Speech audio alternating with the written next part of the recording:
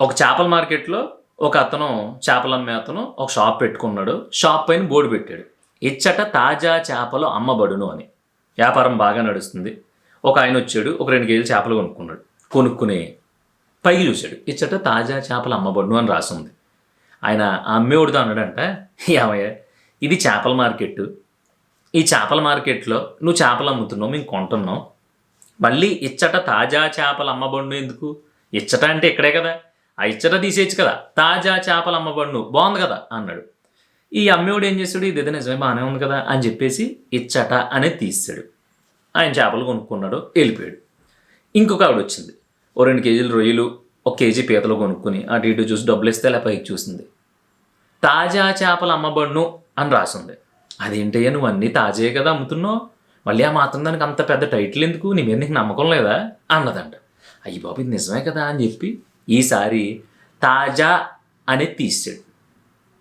ఇంకొక ఆయన వచ్చాడు. ఇంకోటి ఏదో కొనుక్కుని చేపలు అమ్మబడును అని ఉంది.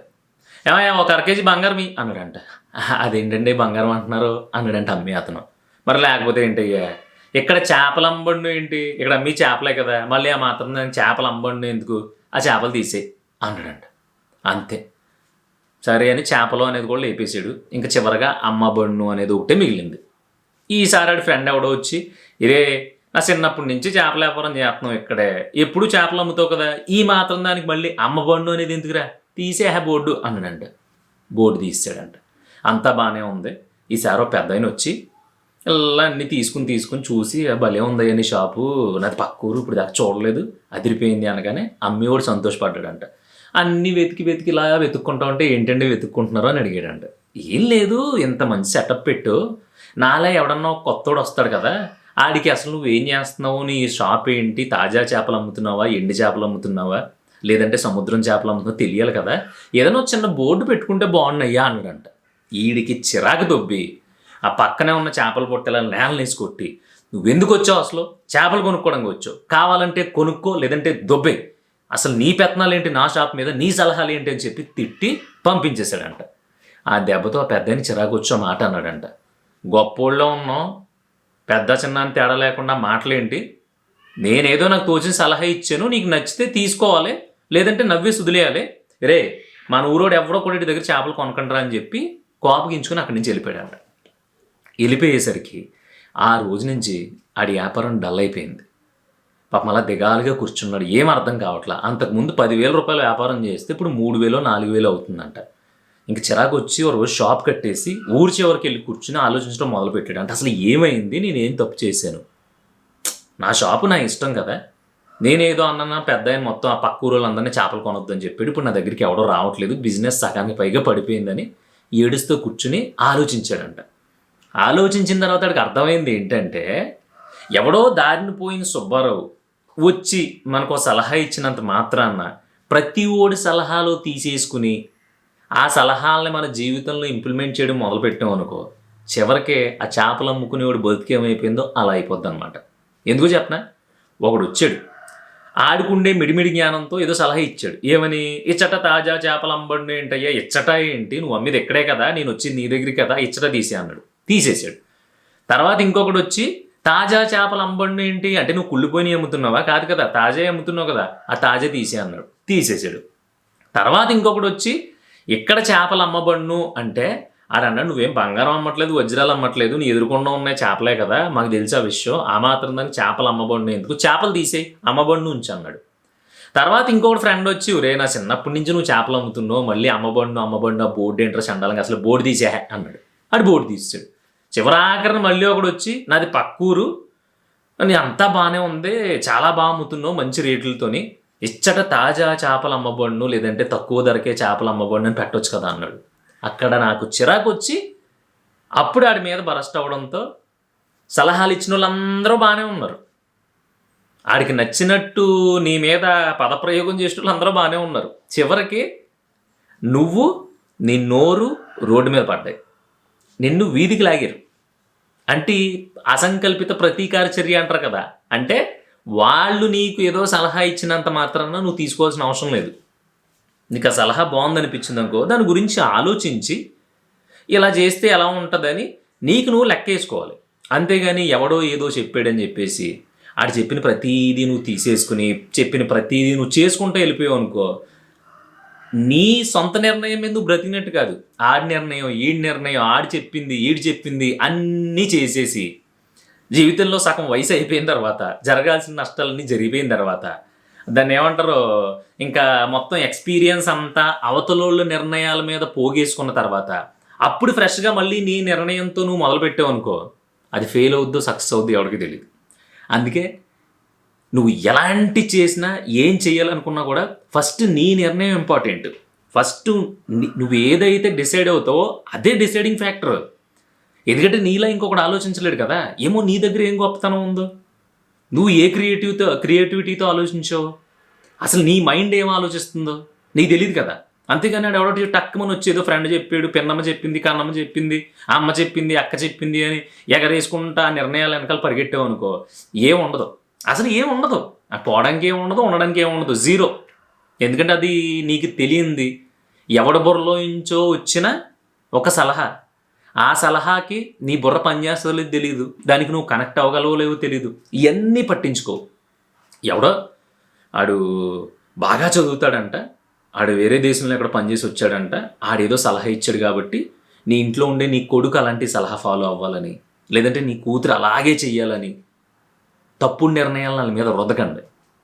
లేదంటే ఎవరో బాగా లైఫ్లో సక్సెస్ అయ్యారంట, బిజినెస్ ఎరగదీసాడంటాడు, ఆడు చెప్తే అయిపోద్రా అని చెప్పి ఏదో నువ్వు చిన్న బిజినెస్ స్టార్ట్ చేసుకుని రన్ చేసుకుంటూ ఉంటే ఆడు ఎవడో వచ్చి రే ఇలా చిన్న చితకా కాదురా, ఒక 20 లక్షలు పెట్టాలి, పెట్టుబడి ఎంత పెడితే లాభం అంత వస్తుందని ఎవడో ఎదవ అన్నాడని చెప్పి నువ్వేదో ఒక 2 లక్షలు, ₹1,00,000 పెట్టుబడి పెట్టుకుని ఒక చిన్న బిజినెస్ రన్ చేసుకుంటా నెలకు 10,000 సంపాదిస్తున్నప్పుడు ఆల్రెడీ నువ్వు సక్సెస్ అయినట్టు. ఎందుకంటే నీ సొంత నిర్ణయంతో నా బతికేంటి ₹1,50,000 మాత్రమే పెట్టుబడి పెట్టుకోగలను, నేను స్టార్ట్ చేశాను, ఇప్పుడు నాకు ఎంత వస్తుంది, 10,000 వస్తుంది, నా కాళ్ళ మీద నేను నిలబడ్డాను, నాకు 10,000 వస్తుంది, సరే రేపొద్దున్న మెల్లమెల్లగా అప్డేట్ చేసుకుందాం అని నీ ఐడియా. ఆ ఐడియా మీద మాత్రమే రన్ అవ్వు. ఎవడో వచ్చి కూర్చుని ఓ టీ తాగి ఇది కాదు ఇంకొక ఇప్పుడు ఆల్రెడీ 2 పెట్టావు కదా, ఇంకో 8 ఏముంది ఇంటికి అయితే తెచ్చిపెట్టే, లేదా ఇంకో ₹2 వడ్డీకి తీసుకో ఏముందని వడ్డీకి తెచ్చి పెట్టేయమన్నాడు కదని పెట్టేసి 2 లక్షలు పెడితేనే 10,000 వస్తుంది, 10 లక్షలు పెడితే అంటే 4 రెట్లు పెరిగింది అంటే 50,000 వస్తుంది నెలకని తొక్కలో లెక్కలు వేసుకుని ఎవడ సలహా తీసుకుని దూకేవనుకో, రేపొద్దున ఇంటి పేపర్లతో పాటు ఇల్లు పోద్ది, లేదంటే ₹2 వడ్డీ నువ్వు కట్టలేక మీ కుటుంబం మొత్తం రోడ్డును పడుద్ది. 10,000లోనే అడ్జస్ట్ చేసుకుని ఆ 10,000ని మళ్ళీ మళ్ళీ మళ్ళీ మళ్ళీ దాని మీద పెట్టుకుంటూ వెళ్ళామనుకో, హ్యాపీగా కడుపులో నీళ్ళు కదలకుండా బ్రతకడం రుసురా అలా ఉంటుంది. ఎవడో బాగా చదివేస్తున్నాడు, ఎరగదీసాడు, సింగిల్ అటెంప్ట్లోనే 6 గవర్నమెంట్ జాబులు కొట్టాడు కదా అని చెప్పేసి నువ్వు 6 పుస్తకాలు వేసుకుని కూర్చున్నావు అనుకో, 6 జాబులు కాదు కనీసం ప్యూన్ జాబ్ కూడా రాదు. మనం ఎంతవరకు ఏడగలమో మనకు తెలుసు కదా. ఆడి తోపు ఓకే యాక్సెప్టెడ్, ఆడి తోపు, ఆడు ఎంతనా చదవగలడు, ఏ ఎగ్జామ్ అయినా ఈజీగా అటెంప్ట్ చేయగలడు. కానీ నువ్వు నేను మనకి మామూలుగా రాత్రి చదివింది పొద్దున్న గుర్తుండదు.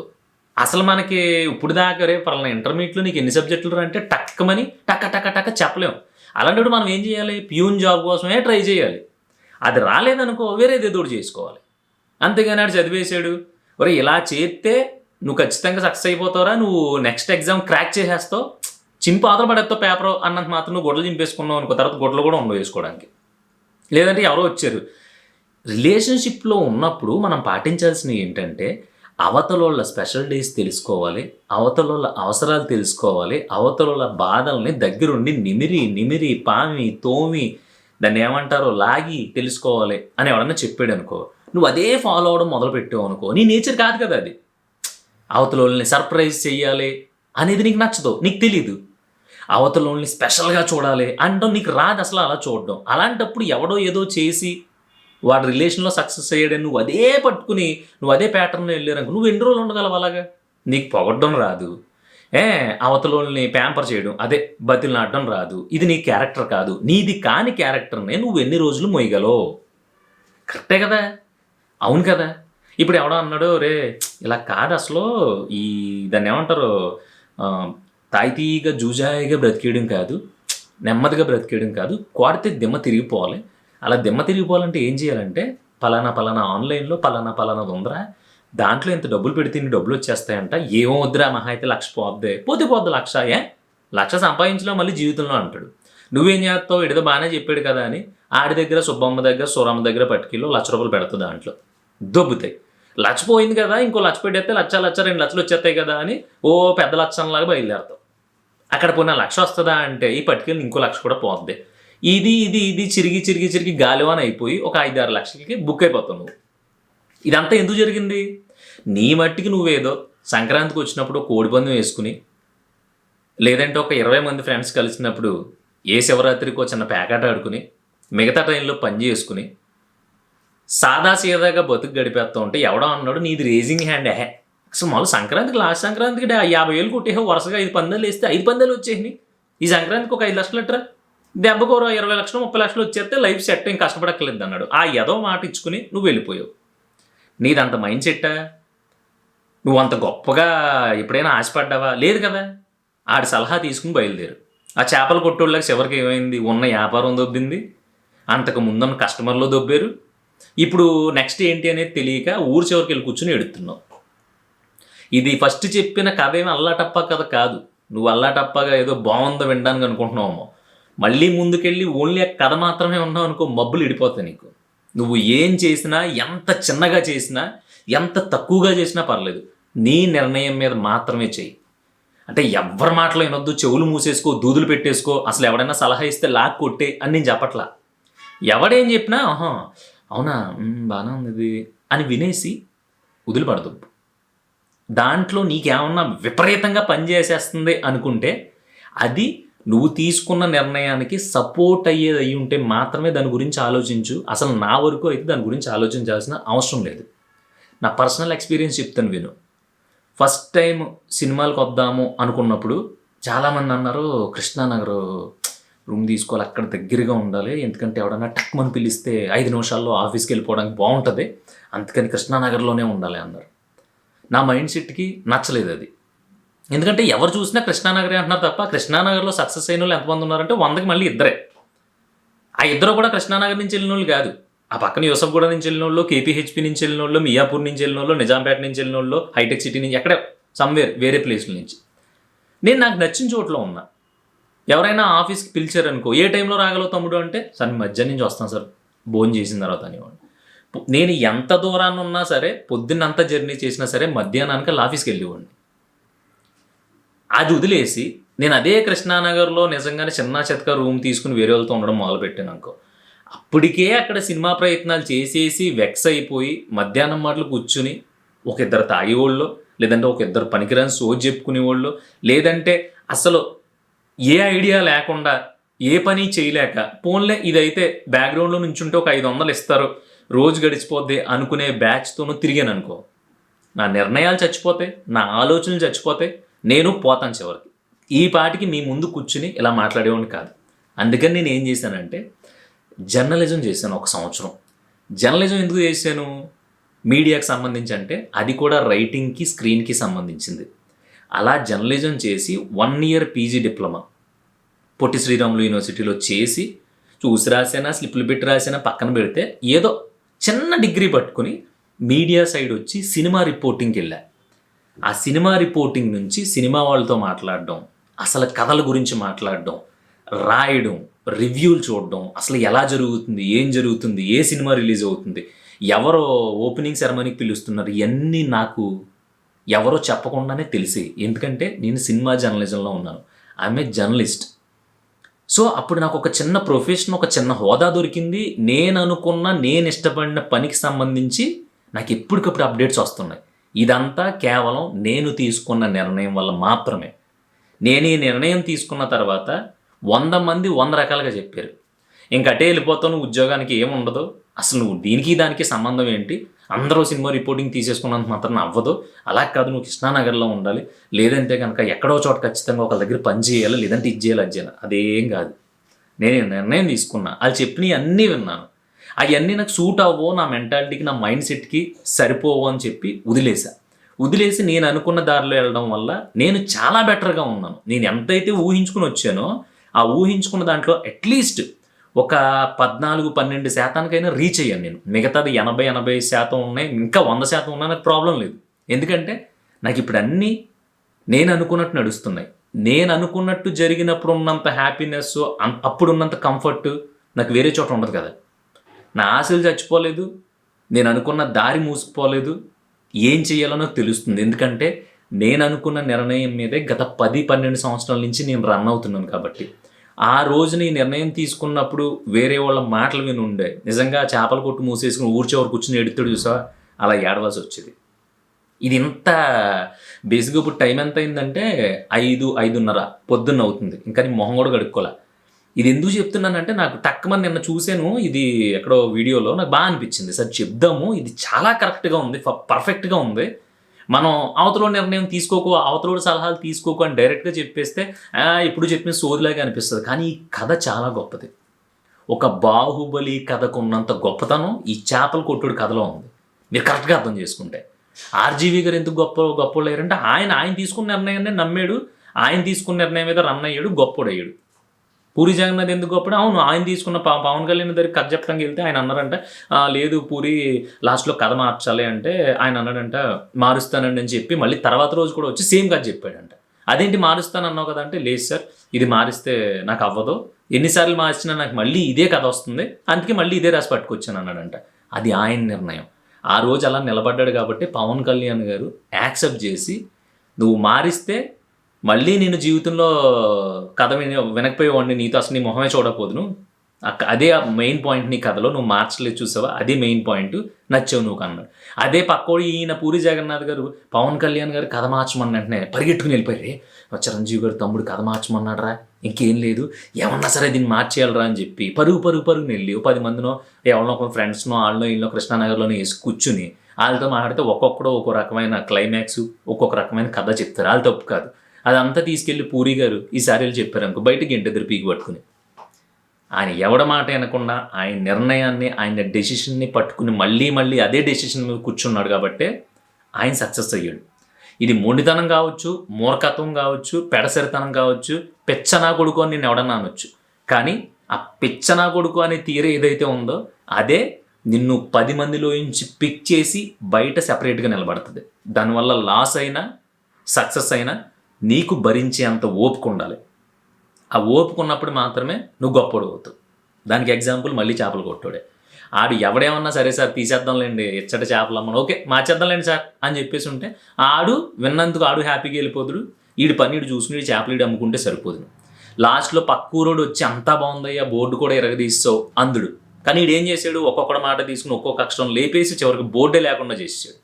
అయిపోయింది. ఊరు చివరికి కూర్చుని అప్పుల పాలు అయిపోయి వ్యాపారం పోయి ఎడుతున్నాడు. మళ్ళీ ఇప్పుడు ఆ వ్యాపారం మొత్తాన్ని వెనక్కి తీసుకురావాలంటే వల్ల అవుద్దా? అవుద్ది. ఇప్పుడు దాకా మొదలుపెట్టినప్పటి నుంచి ఇప్పుడు దాకా ఎంత కష్టపడ్డాడో దానికి డబల్ కష్టపడాల్సి వస్తుంది. అందుకని నువ్వు తీసుకునే నిర్ణయం నీకు పనికొచ్చేది అయ్యి ఉంటే, అది ఎవరిని చెడగొట్టంది అయ్యి ఉంటే ఖచ్చితంగా దాని మీద నిలబడు. ఈ రోజు కాకపోతే రేపన్నా సరే దానికి లైఫ్ ఉంటుంది. ఆ దానికి లైఫ్ ఉంది నీ నిర్ణయానికి అంటే ఆబ్వియస్గా నీ బతుకు బాగుంటుంది. ఎవడో చెప్పిన వెంటనే మారిపోయావు అనుకో, ఇంకా నీకు స్పెషల్ ఏముంది, అది నీ లైఫ్ ఎలా అవుతుంది? చాలాసార్లు చాలా ఎగ్జాంపుల్స్ చెప్పా ఈ నిర్ణయాలు తీసుకోవడం గురించి. కానీ ఇది ఖచ్చితంగా నువ్వు విని ఇంప్లిమెంట్ చేసుకోగలిగితే మేబీ ఈ రోజు బాగోకపోవచ్చు, రేపొద్దున్న రోజు నువ్వు తీసుకునే నిర్ణయం ఫెయిల్ అయిన తర్వాత ఆ రోజు చెప్పానా కరోనా కూడా విన్నావా, అదే నన్ను నా నిర్ణయాలు నా సొంత నిర్ణయాలు తొక్క తోడరాను, ఇప్పుడు అడుక్కు తిని వెళ్ళి అంటాడు. సరే అడుక్కు తిని ఏమైంది? ఇప్పుడు నువ్వు తీసుకున్న నిర్ణయం వల్ల అడుక్కు తిన్నావు కదా, వేరే వాడు చెప్పిన దానివల్ల రోడ్డును పడలేదు కదా, హ్యాపీయే కదా.